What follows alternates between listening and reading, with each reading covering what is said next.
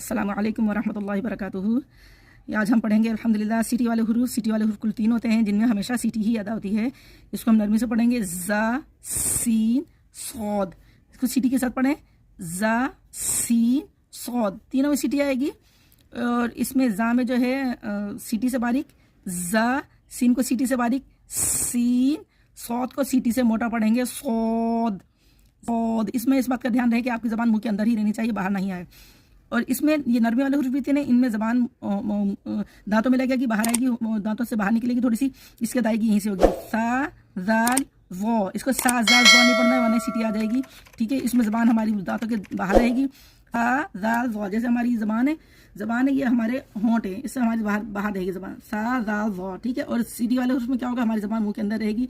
जा सीन सौद, सा जाल वो, जा सीन सौद, इस तरह अदा होगा। अस्सलामु अलैकुम वरहमतुल्लाह। कमेंट्स करके